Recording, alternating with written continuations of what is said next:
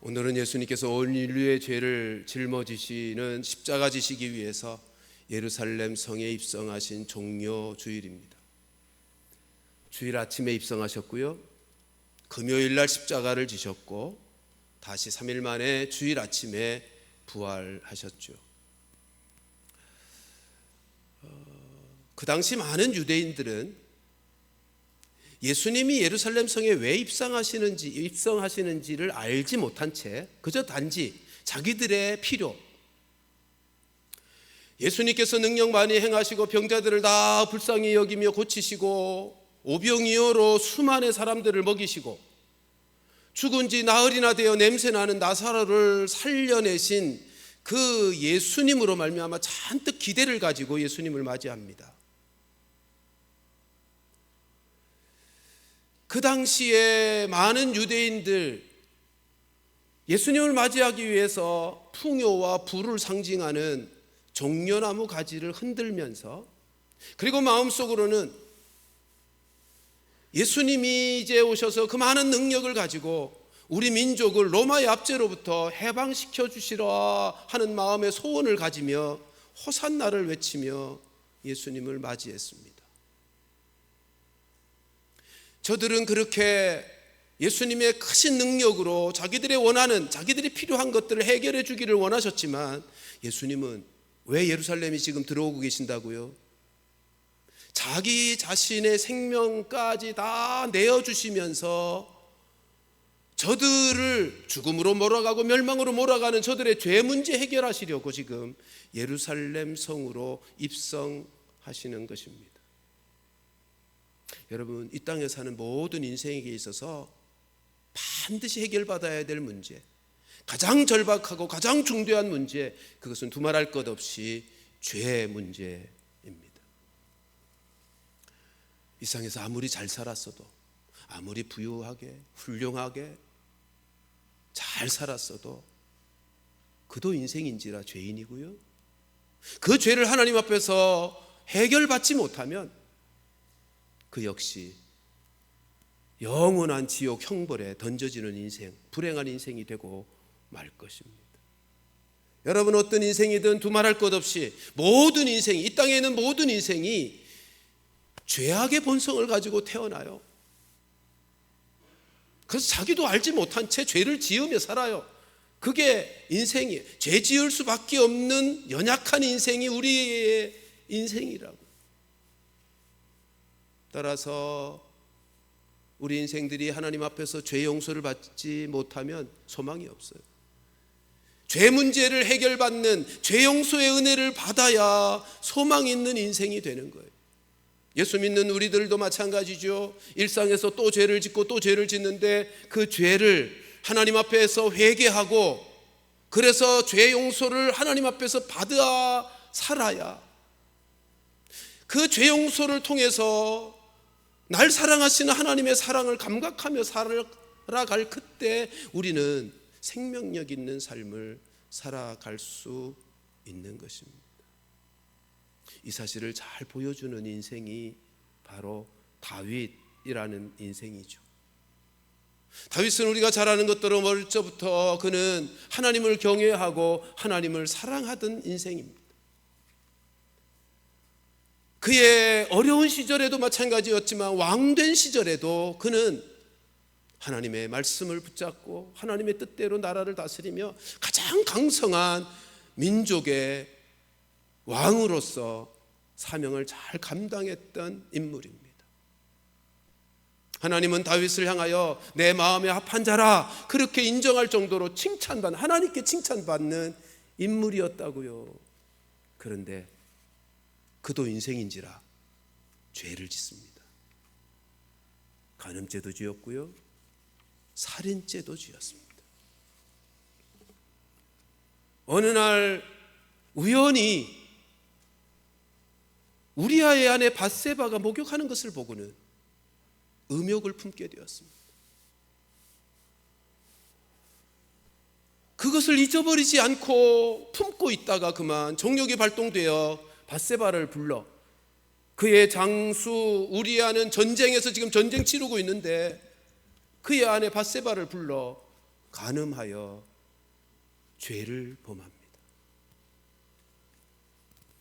밧세바가 아이를 잉태했다고 하는 소식을 전하게 되자 그 죄를 감추려고 다윗은 자기의 부하를 시켜서 우리아 장수를 사지로 몰아넣어 전장에서 죽도록 만드는 살인을 교사했습니다. 우리아가 죽게 되고 나서 다윗은 밧세바를 불러 아내로 삼고 그때 잉태했던 아기를 낳아 기르게 됩니다. 하나님은 그 모든 시간 속에서 다윗이 범한 죄악을 다 보셨고 아시고는 나단 선지자를 다윗에게 보내시죠. 그리고 간단한 이야기를 하나 전하게 하셨습니다. 그 이야기는 이런 거죠. 한 동네에 부자가 있었다. 그 부자에게 한 손님이 찾아왔는데 이 부자에게는 많은 양과 소들이 있었건만 그 손님을 먹이기 위해서, 대접하기 위해 음식을 준비하며 자기의 양을 잡지 않고 동네에 있는 가장 가난한 사람, 양이 딱 한 마리 있어서 그 양을 자식처럼 키우는, 품에 안고 잠자는 그 양을 뺏어다가 자기 손님을 위해서 음식을 차렸다라고 하는 이야기입니다. 그 이야기를 전해들은 다윗은 분노를 일으키죠. 그리고 소리를 칩니다. 그 악한 놈은 반드시 죽어야 돼, 마땅히 죽여야 돼 라고 소리를 지릅니다. 그러자 나단 선지자가 뭐라 그럽니까? 당신이 바로 그 사람입니다.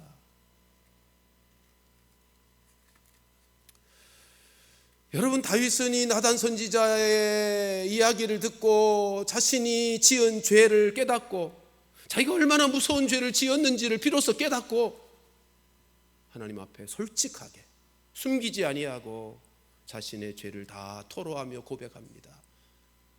그리고 지은 시가 오늘 읽은 시편 32편의 시입니다. 우리 1절 2절 말씀 같이 한번 보십시다. 시작. 허물의 사함을 받고 자신의 죄가 가려진 자는 복이 있도다. 마음에 간사함이 없고 여호와께 정죄를 당하지 아니하는 자는 복이 있도다. 아멘. 여러분, 이 말씀은 이런 뜻입니다. 비록 죄를 지었지만 그 죄를 하나님으로부터 용서를 받아서 정죄함을 받지 아니하는 자가 복이 있다는 것입니다.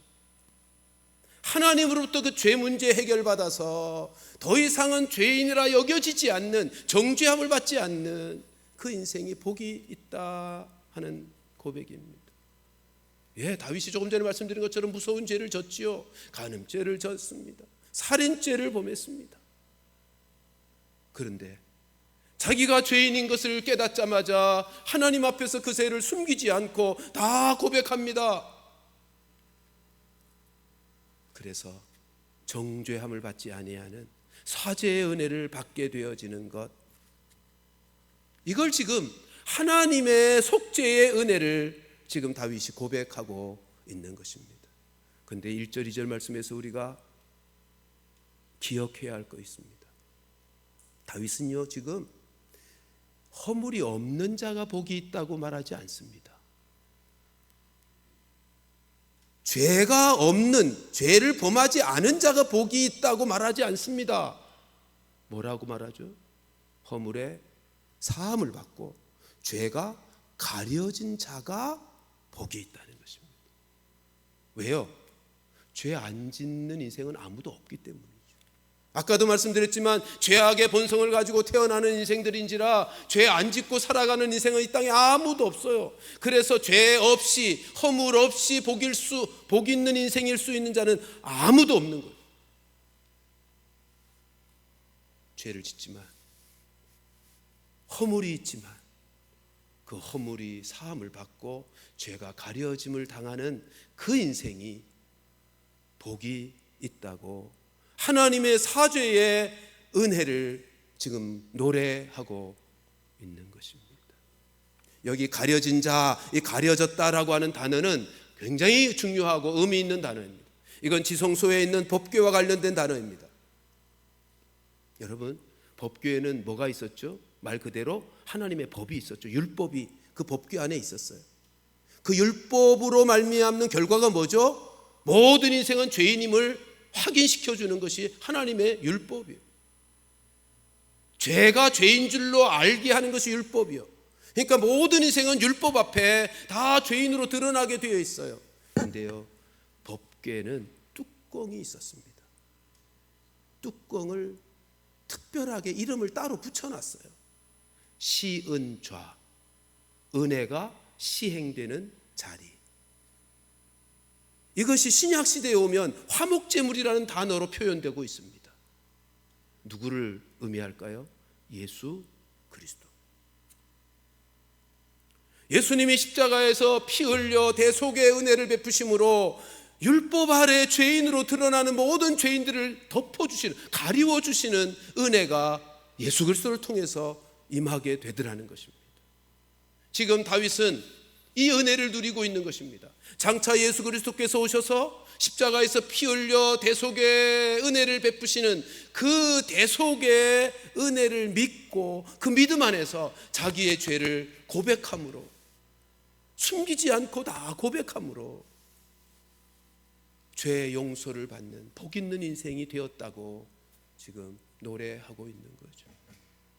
우리도 마찬가지 아닙니까? 오늘을 살고 있는 신약 시대를 살고 있는 우리 모두는 실제로 그분이 이 땅에 오셨고 십자가 지셔서 죄의 용서의 사건이 있었고, 따라서 우리는 그 사건을 믿는 믿음으로 우리도 회개만 하면 죄 용서받는 은혜를 누리게 되는 것이죠. 그러니까 구약이든 신약이든 모든 시대에 죄 용서의 은혜, 허물의 사함을 받고 죄가 가려주시는 은혜는 예수 그리스도의 십자가 대속의 은혜인 것입니다.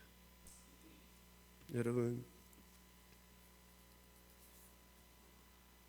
허물의 사함을 받고 죄의 가리움을 받는 자가 복이 있다라고 찬송하고 있는 다윗.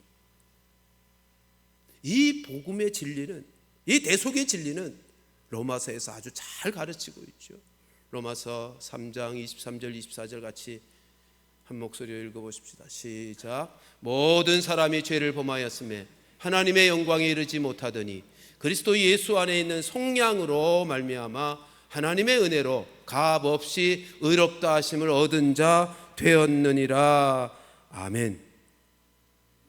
여기 예수 안에 있는 속량으로, 이게 속량, 값을 치루었단 말이에요. 그래서 하나님의 은혜로 우리는 값없이 의롭다 함을, 죄가 가려워지는 인생이 되어진다, 그렇게 우리에게 말씀해 주고 있습니다. 이 자리에 예수 믿어서 하나님의 자녀된 우리 모두는 예수 그리스도의 십자가의 보혈의 피로 죄 용서받아 의롭다함을 받은 자들인 줄로 믿습니다. 그 은혜가 우리에게 임하여 진 것입니다. 그러나 기억할 것이 있죠. 우리도 다윗처럼 일상에서 죄를 범하곤 합니다. 그럴 때 어떻게 해야 된다고요? 그 죄를 숨기지 말고 하나님 앞에 나아가 자백할 때, 자백함으로 예수님이 십자가에서 피 흘려 대속의 은혜를 베푸신, 용서의 은혜를 베푸신 그 은혜가 우리 속에 경험되어지고 실제화되어지는 것입니다. 그리고 그럴 때, 그 용서의 은혜를 경험할 때 우리 안에 예수의 생명과 은혜가 생명력 있게 역사되어지는 것입니다. 그러므로 사랑하는 성도 여러분, 신앙생활에서 가장 중요한 것은 내가 죄를 지을 수밖에 없는 죄성을 가진 연약한 인생이라는 사실을 인정하는 것과, 그러기 때문에 범죄했을 때 그 죄에 대하여 민감해서 그 죄를 하나님 앞에 숨기지 않고 자백하는 것과, 그래서 용서받는 것, 이게 신앙생활에서 제일 중요한 거예요. 근데 이 사실을 우리가 다 너무나 잘 알고 있잖아요. 이게 복음이고, 예수 믿어서 구원받은 우리들은 이거 상식처럼 알고 있잖아요. 그런데도 우리는 자꾸 잊어버리고 산다는 것입니다. 나는 죄악의 본성을 가지고 있는 인생인지라 나는 죄를 지을 수밖에 없는 연약한 인생이야 라고 하는 이 사실을 자꾸 잊어버리고 망각하고 산다고요. 뿐만 아니라 실제로 그렇게 연약해서 넘어지고 죄를 지었음에도 민감하지 못해서 내가 지은 죄에 대하여 깨달음을 갖지 못하고 회개하지 않고 그 죄를 끌어안고 살면서 우리의 영혼이 곤고해지는 삶을 살고 있더란 말이에요. 그 모습을 오늘 본문 3절 4절에서 다윗이 하나님 앞에 자기가 지은 죄를 회개하지 않았을 때의 영적 상태가 어떠했는지를 이렇게 고백하고 있습니다. 3절 4절 같이 읽습니다. 시작. 내가 입을 열지 아니할 때에 종일 신음함으로 내 뼈가 쇠하였도다. 주의 손이 주야로 나를 누르시오니 내 진액이 빠져서 여름 가물에 마름같이 되었나이다. 셀라. 여러분 3절 보세요. 입을 열지 않아서 무슨 말이에요? 죄는 있는데 죄에 대한 민감성이 없어서 그 죄를 고백하지 않았을 그때는 종일토록 신음하는, 뼈가 쇠하는 거예요. 4절 말씀은 이렇게 말씀하죠. 주의 손이 나를 누르시는 것, 그래서 진액이 빠져서 여름 가물에, 여러분 여름 가물에 바짝바짝 말라서 갈라져 있는 논바닥 보신 적 있습니까? 여름 가물에 논바닥이 저벅저벅 이렇게 갈라져 있는, 그럴 정도로 우리의 심령이 공고해졌다고 다윗이 고백하고 있는 것입니다. 죄를 잡아가지 않았을 때, 죄가 있었음에도 불구하고 죄인 줄을 인식하지 못하고, 여러분 이게 말이 됩니까? 간음죄를 범했고 살인죄를 범했어요. 근데도 시간을 보면요, 아기를 데려다가 낳아서 키우는 시간 적어도 1년 이상을 다윗은 회개함이 없이 이 고통에, 이 영혼의 고통을 겪으며 시간을 보내왔던 것입니다. 아까 말씀드린 것처럼, 그런데 하나님께서 나단 선지자를 보내어서 바로 네가 그 사람이라고 하는 죄악의 문제를 지적받게 되자 다윗은 솔직하게 숨기지 않고 다 토설하여 하나님 앞에 자기의 죄를 자백합니다. 그러자 하나님이 어떻게 하십니까? 5절 말씀 같이 읽습니다. 시작. 내가 이르기를 내 허물을 여호와께 자복하리라 하고 주께 내 죄를 아뢰고 내 죄악을 숨기지 아니하였더니 곧 주께서 내 죄악을 사하셨나이다. 셀라. 아멘. 여기 곧이라고 하는 단어는요, 즉시로, 그런 뜻입니다. 하나님 앞에 내 죄를 숨기지 않고 고백했더니 즉시로 주께서는 내 죄악을 사하여 주시는 것입니다. 이 다윗의 고백이 우리의 고백일 수 있기를 주님의 이름으로 축원합니다. 여러분, 예수님께서 십자가에서 피 흘려 우리의 모든 죄를 다 사해 주셨지만, 그것이 사해 주신 십자가 대속의 사건이지만, 그 십자가 대속의 은혜가 나에게로 경험되기 위해서는요, 반드시 회개해야 되는 것입니다. 죄를 숨기지 말고 자백함에 하나님 앞에 나아가는 회개가 있어야 되는 것입니다. 성경은 이것을 아주 분명하게 말씀합니다. 요한일서 1장 9절 같이 읽습니다. 10절까지 시작. 만일 우리가 우리 죄를 자백하면 그는 미쁘시고 의로우사 우리 죄를 사하시며 우리를 모든 불의에서 깨끗하게 하실 것이요 만일 우리가 범죄하지 아니하였다 하면 하나님을 거짓말하는 자로 만드는 것이니 또한 그의 말씀이 우리 속에 있지 아니하니라. 사랑하는 성도 여러분, 이 사실을 꼭 잊지 말아야 합니다. 자백하면 용서하시지만 죄 없다 하면 하나님을 거짓말쟁이로 만드는, 하나님이 없는 인생이 되고 마는 것입니다. 하나님은요, 우리가 우리의 심령이 논바닥 갈라진 것처럼, 메마른 가뭄에 논바닥 갈라진 것처럼 그렇게 곤고한 심령으로 살아가기를 원치 않으시고요, 하나님과 멀리 떨어져 하나님과 점점 멀어지게 만드는 죄 가운데서 살기를 원치 않으세요. 죄는 하나님과 우리 사이를 가로막게 하는 장벽을 만드는 것입니다. 이 장벽을 해결하지 않으면, 하나님과 우리 사이에 가로막게 하는 이 장벽인 죄 문제를 해결하지 않으면 하나님으로부터 우리에게 은혜와 생명과 능력과 축복이 흘러올 수가 없는 거예요.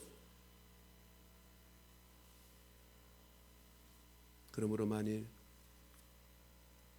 이유는 알지 못하겠는데 내 심령이 곤고하고 메말라 있다면 점검해야죠.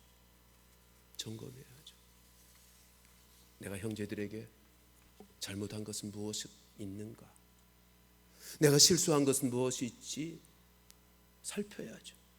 내가 하나님 앞에 불순종한 것들은 어떤 것이 있는지 하나하나 짚어가며 우리 자신을 돌아보아야 합니다. 그리고 확인되고 깨닫게 되면 즉시로 회개하면 곧 그랬어요. 즉시로 하나님이 용서의 은혜를 베풀어 주시는 것입니다. 그리고 그럴 때 우리 안에 생명력이 회복되는, 하나님으로부터 오는 은혜와 평강이, 그리고 생명력이 넘치게 되는 것입니다. 이 일을 도와주시는 분이 계시죠. 성령님이요. 우리 안에 내주하신 성령님이 우리로 이 일을 돕기 위해서 오셨습니다. 우리는 죄인인지라, 그리고 또 죄를 범하고 나면 죄가 우리로 영적으로 무지하게 만들어요. 무감각하게 만들어요. 무능하게 만들어요. 그럴 때 성령께서 우리의 죄를 깨닫게도 하시고 죄를 회개하게도 하시고 그 죄를 이길 수 있도록 도와주시기도 하시는 분, 그분이 보혜사 성령님이십니다. 그러므로 우리는 오늘 성찬을 받기 전에 성령님께 도움을 구하셔야 합니다. 성령님, 내 안에 죄로 말미암아 무지하고 무감각하여 인식하지 못하는, 깨닫지 못하는, 그래서 여전히 품고 살아가는, 그래서 내 영혼을 곤곡해 만드는 죄를 깨닫게 해달라고. 그리고 그 죄를 회개하고 성찬에 참여할 때 우리 안에 예수의 생명으로 다시 풍성하게 살아가는 생명력 있는 은혜를 누리게 되는 것입니다. 오늘 우리가 참여하는 성찬의 자리가 그 은혜를 경험하는 자리인 것이죠. 사랑하는 성도 여러분, 꼭 기억하십시다.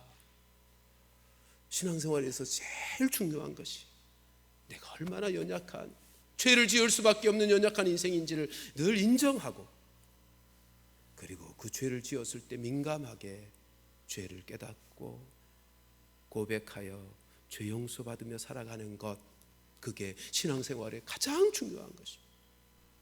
오늘 성찬식을 통해서 그 은혜를 누리도록 성령님께 도움을 구하여 우리의 죄를 깨닫고 회개하는 은혜가 임하고, 회개함으로 용서받아 구원의 기쁨도 회복하고 우리가 이루어갈, 우리가 살아가야 할 삶의 생명력 있는 능력도 다시 회복되어지는 귀한 축복의 성찬이 되어지기를 주님의 이름으로 축원합니다.